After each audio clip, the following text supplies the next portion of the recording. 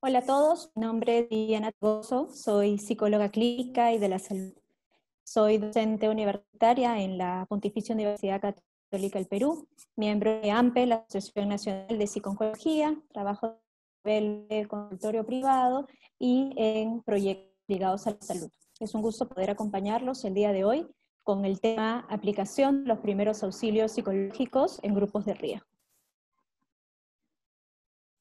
Ustedes han recibido información previa de la técnica. El día de hoy vamos a adaptarla a un contexto muy en particular. Los primeros auxilios psicológicos, como muy bien lo saben, son acciones que forman parte de este acompañamiento psicosocial que está dirigido a personas en situación de crisis para poder fortalecer los recursos que las personas tienen frente a la misma. En esta ocasión vamos a trabajarlo en grupos de riesgo. ¿Qué es lo que estamos entendiendo por grupos de riesgo? Por grupos de riesgo estamos entendiendo aquellas personas que se encuentran en alguna situación de vulnerabilidad. Esta vulnerabilidad está marcada porque suelen estar más expuestas a los daños que pueda ocasionar en su salud la situación de emergencia, la situación de crisis, por condiciones sean lógicas, físicas o sociales que tengan previamente.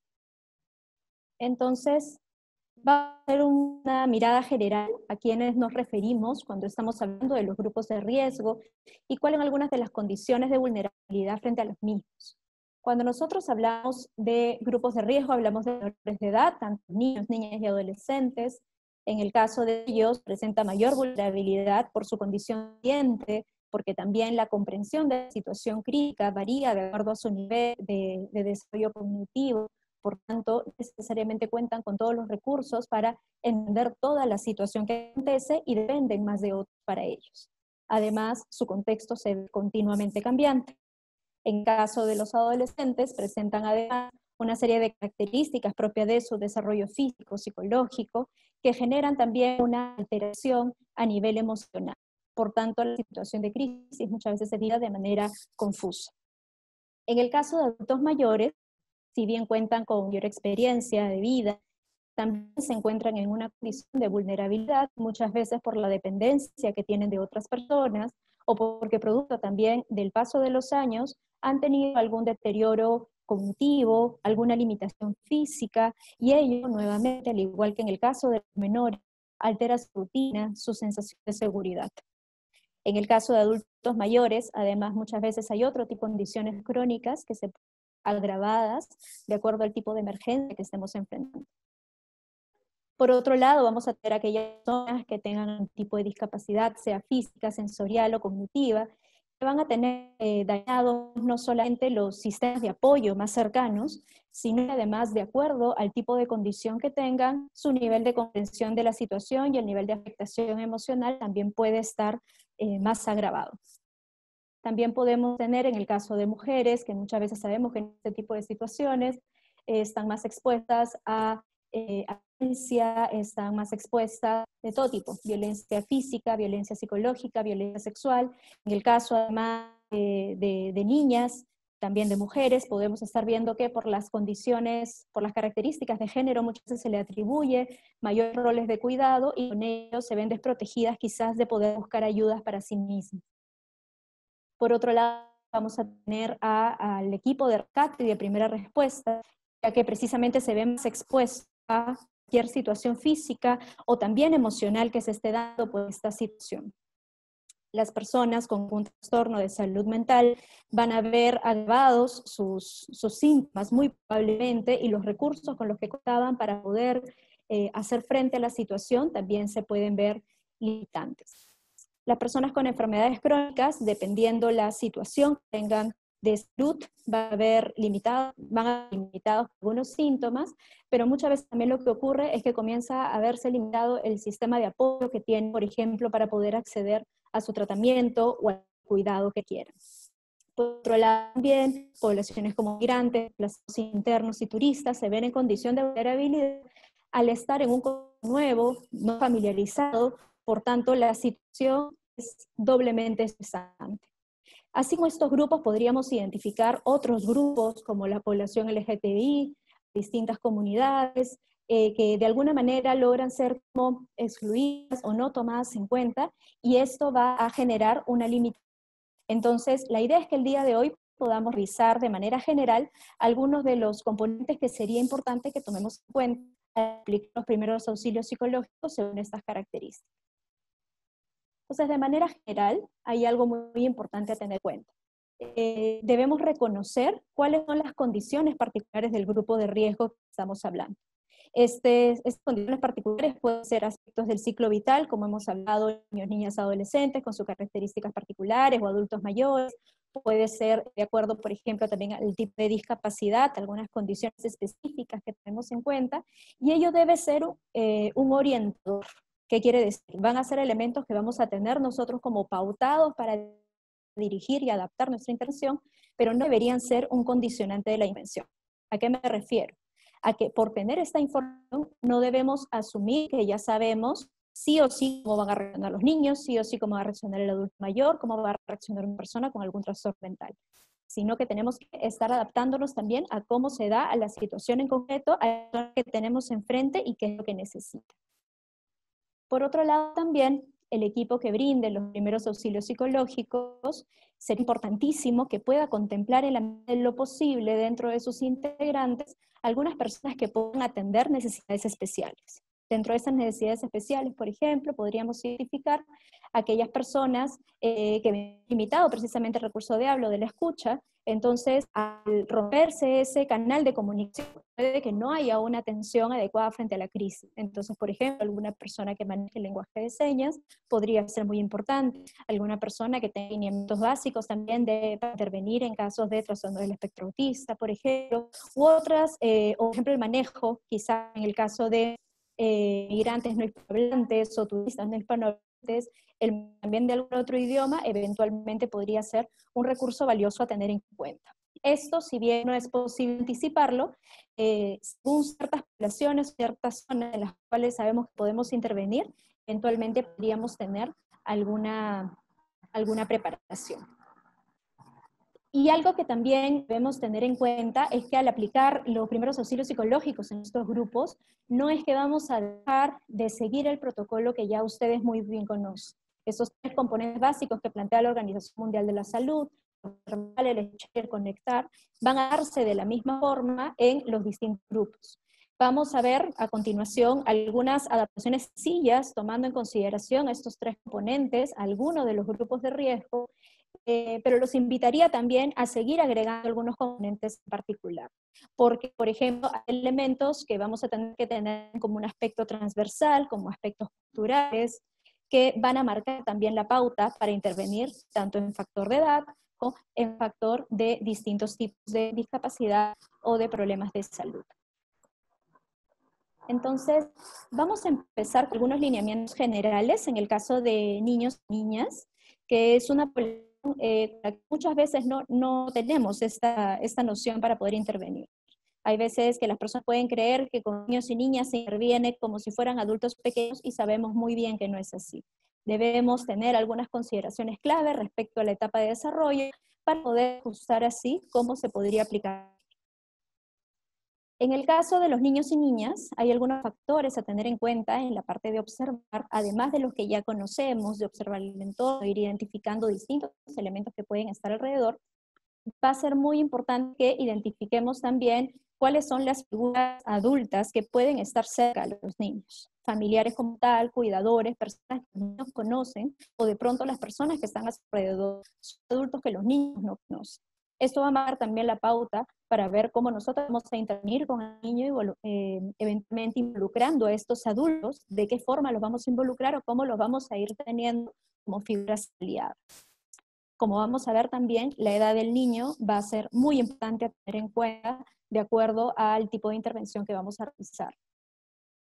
Las reacciones emocionales de los niños, las niñas, van a variar frente a la crisis, no solamente por las situaciones particulares, sino también del desarrollo. Entonces aquí de manera muy preliminar, porque este tema es bastante amplio, podríamos dividir 3 etapas clave. Cuando nosotros estamos hablando de infancia, entre los 0 y 2 años o 3 años, estamos hablando de una etapa donde el niño con el mundo, sobre todo es de manera sensorial. ¿Qué quiere decir? el niño va a explorar el mundo a través de los sentidos y por tanto también las manifestaciones que va a tener de sus emociones, de sus inquietudes, de todo lo que va viendo, va a ser también a través a través del cuerpo. Y esto es muy importante que nosotros lo tengamos en cuenta para poder entender el tipo de reacciones que vamos a ver alrededor y progresivamente también poder ayudarle a los cuidadores a entenderlas.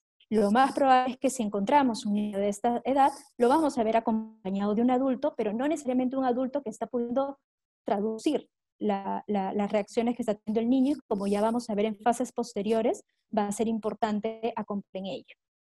Dentro de las necesidades básicas también de los niños a nivel emocional, va a estar también el contar con una figura adulta como referente. Por tanto, es usual que se presente angustia ante la separación, sea de los adultos que ya conoce, o que eventualmente se ha logrado hacer un vínculo con alguno de los adultos aliados, quizás uno mismo que está brindando este servicio, esta atención, el niño se aferre más. Por el adulto le va a proporcionar esta seguridad. Otra manifestación también de sus emociones va a tener que ver con la alteración en los hábitos como tal, el nivel de sueño, la mayor irritabilidad que tenga, el cómo procesa los alimentos. Nuevamente, todo está muy conectado a nivel del cuerpo. Cuando ya vamos avanzando en edad, una de las cosas que más marca también el tipo de desarrollo emocional tiene que ver con la capacidad de verbalización que tienen los niños. ¿Qué quiere decir? El niño te puede contar más. Si en la primera etapa, como ya vamos a ver, el contacto va a ser más desde lo que nosotros transmitimos y lo que tratamos de decodificar poco a poco de lo que el niño siente, cuando ya va siendo mayor, el niño ya te puede verbalizar y te puede decir qué es lo que está pasando. Tengo miedo, estoy triste, aunque no muchas veces las emociones, como vamos a ver, las identifica como tal. Pero a veces va a mencionar algunas cosas que van a ser un hilo conductor interesante a tomar en cuenta. Como ya maneja más el lenguaje, las distintas experiencias ya se van construyendo poquito a poquito una narrativa. ¿Qué quiere decir? Ya uno se cuenta la historia. Y por eso no es extraño que los niños de edad recuerden más los sueños, porque ya tienen una manera verbal de contárselos. Entonces, los niños en una situación de crisis es natural que también vean interrumpido su sueño por una serie de pesadillas. Y las pesadillas surgen también como volver a vivir muchas veces la situación crítica. Esto puede generar también que haya algunos mecanismos de regresión, que quiere decir que un niño que podía tener 5 años, que podía tener 6 años y que ya podía controlar esfínteres, por ejemplo, y tener más independencia, comienza a comportarse como un niño mucho más pequeño. Y eso lo podemos ver hasta en conductas observables. Cuando ya se va avanzando en edad, entre los 7 y 11 años, igual esto va siendo variable a lo largo del tiempo, los niños van siendo más conscientes a nivel cognitivo y a nivel afectivo de la muerte. Y esto marca un hito muy importante en términos del desarrollo emocional y en términos del manejo de las pérdidas, que es tan importante tener en cuenta en intervenciones en crisis. Los niños a esta edad ya conocen de la irreversibilidad de la muerte. Esto marca también los mayores temores que puede tener, que sabemos que en una crisis se ven totalmente avivados. Y esto puede generar también que, como todavía están también en este tránsito hacia la pubertad, no han terminado de aprender a regular sus emociones, hay una mayor vivencia de irritabilidad, de fastidio, posible aislamiento. Por ello también va a ser muy importante ver de qué formas tenemos para acercarnos a ellos. Entonces, esto de manera preliminar, como algunos elementos a tener en cuenta, y el mayor énfasis lo vamos a tener en escuchar y sobre todo en conectar. Cuando nosotros vamos a hablar de escuchar, como su nombre lo dice, debemos escuchar al niño. Y esto va a implicar que nosotros tengamos una mirada de respeto al niño, ¿no? No debemos hablarle al niño como si fuera un juguetito, por más ternura que nos genere, porque ello también, digamos, una cosa es el lenguaje cálido con el niño, pero es importante que haya esta mirada de respeto en lo que el niño nos ha transmitido en cualquiera de sus edades y en cualquiera de sus manifestaciones. Hay que tener mucho en cuenta también cuando establecemos el contacto con el niño, sobre todo también en las primeras etapas, que los niños pueden ser más sensoriales, como mencionamos, y más en la búsqueda del contacto. Contacto físico. Es muy importante que el contacto sea lo más respetuoso y siempre dándole la libertad al niño, siempre identificando también cuáles son las figuras de soporte, porque la sensación de seguridad y la realidad de la seguridad del niño va a ser lo primordial en todo momento. Entonces, va a ser importante preguntarle al niño, a la niña, qué es lo que ha escuchado respecto a la situación que se está viviendo. Esto va a marcar mucho la pauta. Cuéntame qué es lo que ha pasado y nos va a contar de repente una historia medio mágica, como algunas situaciones, digamos, poco aisladas, algunos episodios. Y nos va a tocar a nosotros hacer esa reconstrucción para poder ofrecer la información concreta y es que sea en lenguaje sencillo y acorde a la edad, ya que hay algo que vamos a enfatizar en toda la niñez, que es el lenguaje lúdico, el poder recurrirnos con algunos otros elementos clave, por ejemplo, el uso de algunas imágenes.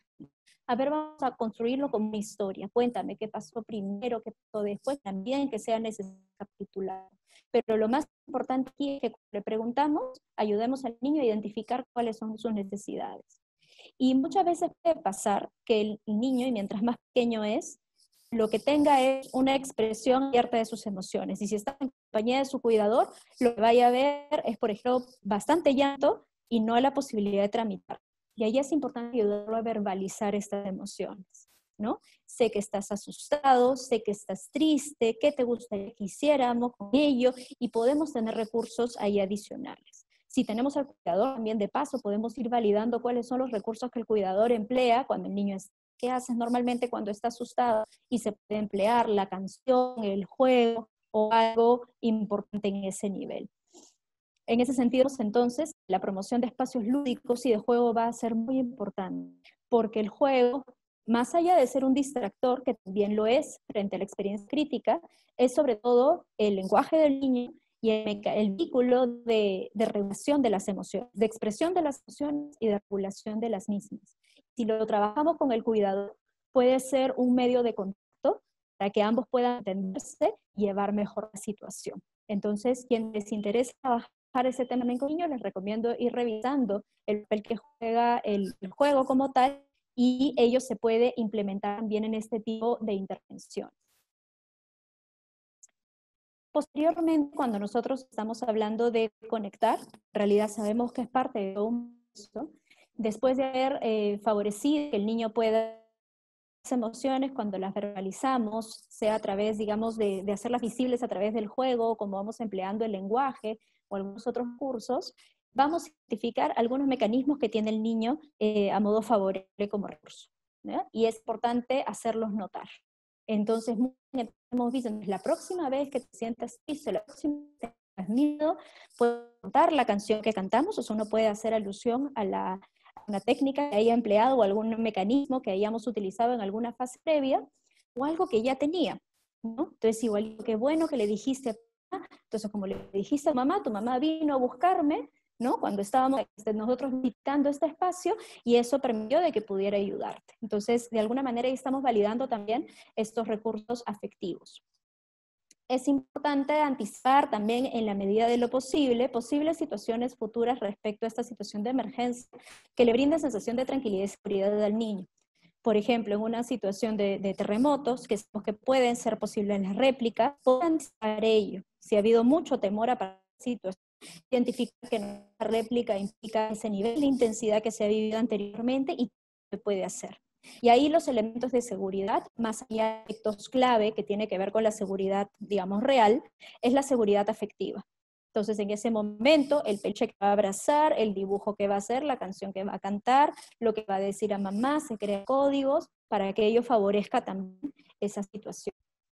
Y el trabajo, sobre todo, siempre con menores, va a ser el trabajar con los papás. He hecho más énfasis en unos elementos con los niños, pero de manera transversal va a ser fundamental el poder trabajar con los padres, tanto para que conozcan este lenguaje, esos elementos básicos del niño, cómo está expresando, que no le restrinja, ya no llores, o ya deja de jugar con eso, que muchas veces el niño vuelve a jugar una y otra vez con la situación crítica. Explicarles un poquito, brindarles insumos respecto a este desarrollo del niño, para que pueda saber cómo actuar, o yo no sé cómo manejar estas preguntas. Entonces, darles algunas preguntas o algunas respuestas, mejor dicho, que pueden favorecer el tiempo posterior a la crisis. El niño en un primer momento incluso podría reaccionar como si nada ha pasado y puede seguir jugando.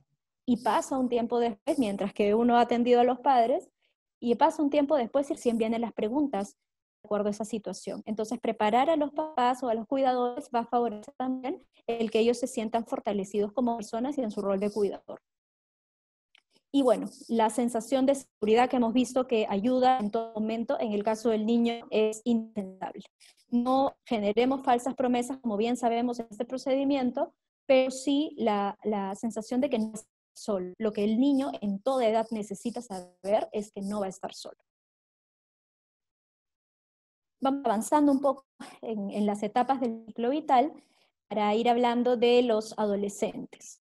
En los adolescentes tenemos la situación particular que vamos a identificar que hay algunos elementos comunes a la interacción que vamos a hacer con adultos, porque hay una serie de aspectos que vienen muy de la mano con el adulto, pero también muchos elementos de niños.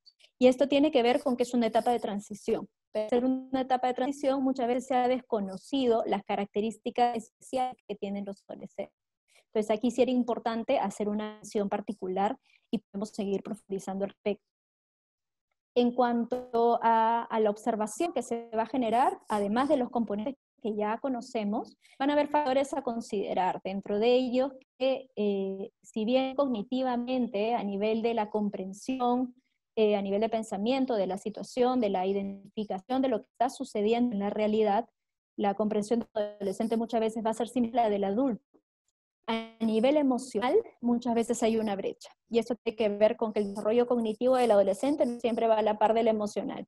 Entonces, un adolescente te puede narrar lo sucedido de una manera aparentemente ordenada, con sentido, pero emocionalmente vivido como un niño.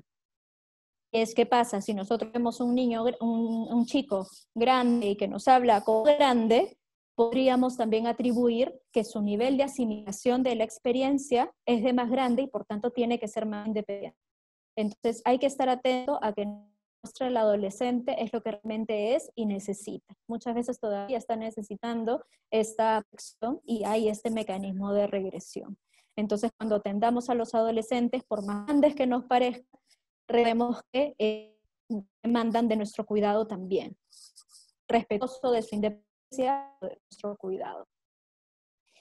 Y algo también característico de la adolescencia es que por el boom de todos los cambios a nivel físico, a nivel psicológico, a nivel social, la expresión de las emociones también se da de manera muy diversa. Entonces, el adolescente que está con miedo, el adolescente que está triste, no siempre lo va a manifestar desde la intención, a veces lo va a manifestar desde la rabia. Entonces, esto que conocemos los adultos muchas veces como el adolescente rebelde, el adolescente que está irritable, no quiere saber nada del adulto, muchas veces también es una manera de gritar, nos ayuda en que está con miedo. Entonces no hay que cesar en los intentos de aproximarnos.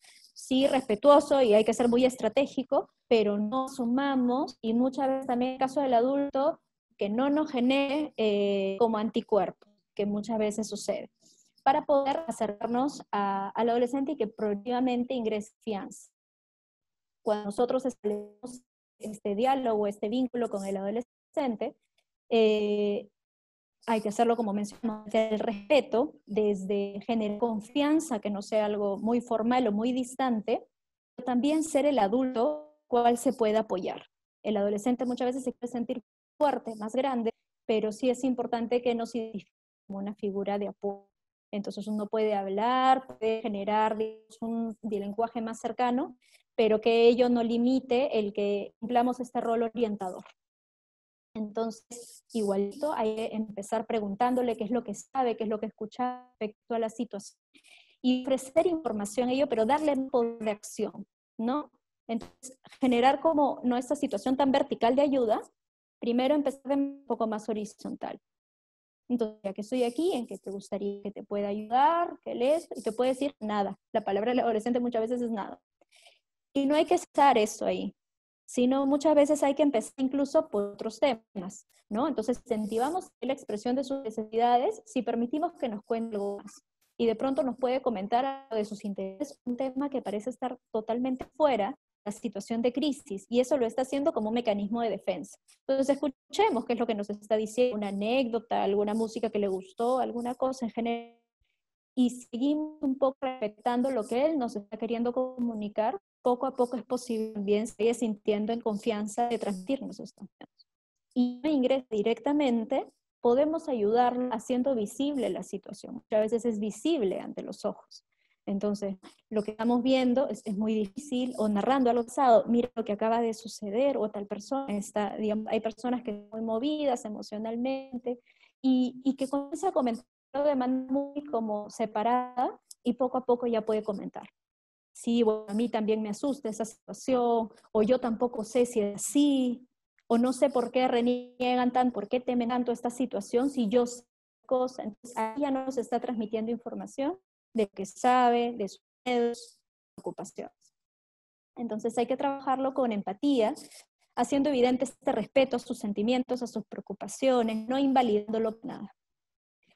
Y como es característico en la adolescencia, en general en cualquier contexto que trabaje con adolescentes, el profesional, la persona a cargo, tiene que estar preparado para responder distintas preguntas que estén vinculadas a temas sanitarios, a temas de salud y bienestar del adolescente, así también como a temas de posible riesgo. Entonces, temas vinculados a las drogas, a la sexualidad, accidentes en general, a lo que tenga que ver con conductas impulsivas, temerarias, búsqueda de sensaciones. Es importante que tengamos información certera que no genere juicio, sino que genere transparencia en que el adolescente se sienta con la confianza de poder transmitirnos esas dudas, poder ver qué podemos resolver en esa situación en concreto y qué, si no, progresivamente de llevar en otro espacio también. Y cuando ya vamos conectando al adolescente también con sus recursos, va a ser valioso el contarlo con este rol activo que tiene, porque digamos, si se ha permitido abrirse un poco más en la fase previa, denotando alguna vulnerabilidad, va a ser bueno que se vuelva a sentir armado, que tiene algo que aportar a su comunidad, a su familia, dependiendo de la situación que sea, viendo qué es lo que puede hacer. Y hay muchos adolescentes que cumplen este rol como de cuidadores. Entonces, ayudarles también a reconocer cuáles son los aportes que tienen. Sin embargo, también va a ser importante validar que va a tener muchos cambios afectivos. Entonces, muchas veces los adolescentes también pueden pensar que solamente tienen que ser los fuertes o que tienen que manifestarse solamente de una forma porque los pares pueden verlo distinto. Y ahí va a ser muy rico, en la medida de lo posible, poder trabajar con pares de adolescentes. Entonces, eventualmente en la situación que nos encontremos, trabajar de manera individual, pero en caso de pronto, si muchas veces dentro del mismo espacio se conocen, poder tener algún espacio también colectivo, porque entre ellos mismos también se puede brindar este tipo de soporte y de identificación que es tan necesario. Entonces, mi amigo también está con miedo, entonces me siento tan desprotegido, no siento que eso atenta tanto contra mi identidad como tal. Y bueno, algunos otros elementos importantes van a tener que ver con las características ya particulares, porque incluso así como vimos en niñez y adolescencia, también hay distintas etapas, ¿no? Conforme uno va saliendo más de la pubertad a cómo se va acercando a la adultez. Estas son características generales, pero ya en el momento específico, dependiendo de en qué etapa se encuentra, que podemos ir justo algunos de estos elementos, quizás empleando, como en el caso de algunos elementos más lúdicos, o aportándonos con algunos elementos un tanto más adultos si es que está siendo mayor. En el caso de adultos mayores, digamos, también podríamos ir contemplando diversas variables del desarrollo. Aquí presentamos algo más o menos a modo de resumen. Nuevamente en observar, además de las características que ya hemos estado conversando previamente, vamos a tener que considerar que tanto las necesidades que tengan estos adultos mayores como las reacciones emocionales van a estar acorde a sus características de personalidad, por supuesto, el contexto, pero también a su nivel de funcionalidad. El nivel de funcionalidad tanto a nivel mental, si se encuentran totalmente orientados o no, como a nivel físico, si tienen algún grado de mayor dependencia o no. Y a nivel psicológico también, si es que no ha habido una alteración también producto de alguna dificultad a nivel mental, ¿no? Y al igual que en los niños, al ser también, y los adolescentes, al ser ya no menores, pero sí en un grado de dependencia, dentro de nuestra primera gráfica de la situación, debemos identificar qué fuentes de soporte cercanas existen, tanto a estos adultos mayores en concreto, a nivel de comunidad, a nivel institucional, que van a ser mecanismos de ayuda que probablemente necesitemos activar. Cuando ya establezcamos el contacto, va a ser importante hacer como un pequeño screening de cuál es el nivel de orientación que está teniendo el adulto. Podemos ver adultos que están bastante activos, como adultos que quizás sí pueden estar un tanto más desorientados. Entonces, ahí va a ser importante identificar cuánto este nivel de desorientación puede tener que ver con algo ya o con una situación, con una reacción propia de la crisis, ¿no? Entonces a eso hay que dar un tiempo, hay que escuchar con respeto, con mucha paciencia, identificar en qué grado se están entendiendo, a medida de lo posible poder generar un espacio que no haya mucha contaminación sonora para que precisamente pueda haber una mayor facilidad de escucha, ver si los mecanismos visuales bien están óptimos, sino para ayudarnos con algún otro recurso, y que nuestro lenguaje sea claro y bien acorde al nivel de comprensión. Vamos nuevamente también a preguntar qué es lo que sabe, a saber cómo está, como un poco hemos visto en los casos anteriores, pero también verificando mucho, como decía, este nivel de orientación de la persona, para ver qué necesidad es la principal que deberíamos atender en ese momento. Y la información poder brindarla de manera global, para que pueda favorecer la toma de decisiones como tal. Entonces, qué es lo que ha notado, digamos, a quién acude, también de pronto va a ser importante, porque tiene que ver bien con cuánto la persona está identificando esas redes de soporte que pueden estar cercanas. Para que ya posteriormente también pueda, digamos, en la fase de conectar, podamos contactar precisamente con estas redes de soporte que se puedan conocer, y también en el adulto mayor, independientemente también de ese nivel de funcionalidad, hay que procurar promover, favorecer el rol activo que tenga. Así sea mínimo, entre comillas, lo que puede hacer, lo que puede realizar, favorecer que continúe sus hábitos. Los hábitos, al igual que en los niños, al igual que en todos, nos brindan un grado de estabilidad, nos brindan algún grado de predictibilidad de lo que va a pasar. Y eso alimenta nuestra sensación de control. Entonces, a veces podemos recapitular, a ver, ¿qué es lo que vas a hacer mañana? ¿No? Entonces, sí es mentira en poder recapitular algunos de los hitos que van a caracterizar su día, están permitiendo saber que hay algo el día de mañana que sí debe manejar. Y sobre eso hay que ir identificando para qué cosas necesita ayuda, qué cosas no, y eso va a marcar también un grado de, un incremento en su sensación de control, a pesar de que la situación pueda ser variable. Va a ser también valioso poder apoyar al cuidador, a la cuidadora, con recomendaciones claras, acordes a la edad, acordes a cómo dirigirse a la persona, sobre todo para no incrementar los niveles de estrés. Si es que están algunas dificultades de memoria también, o propio de procesamiento emocional, es común que los adultos mayores repitan mucho las cosas. Entonces, de pronto puede repetir nuevamente la pregunta, ¿qué es lo que pasó o qué pasó con Juana? Y de pronto saben que han perdido producto de la situación y el familiar, cuidador, está totalmente afectado y se irrita al respecto. Entonces se pueden generar algunos mecanismos de ayuda que pueden favorecer eso, ¿no? Entonces, un guión claro de que le va a repetir en otros momentos, algo visual eventualmente que pueda favorecer la ayuda, o que también dentro del mismo sistema de familia puedan haber distintas personas que puedan estar cumpliendo este rol. De tal manera que si hay una situación de duelo, no se vea sobrecargado solamente uno de los cuidadores. Y como hemos visto en todos los casos, el poder afianzar la sensación de seguridad que vamos a tener. Y finalmente, hay algunas recomendaciones en el caso de personas con discapacidad. Igual el rubro es bastante amplio, porque va a depender también mucho del tipo de discapacidad, pero vamos a incorporar algunos elementos. En primer lugar, al observar, además de los elementos mencionados, debemos identificar si es posible o no la comunicación directa con la persona. En muchos casos nos va a tocar acompañar más al cuidador, persona directamente.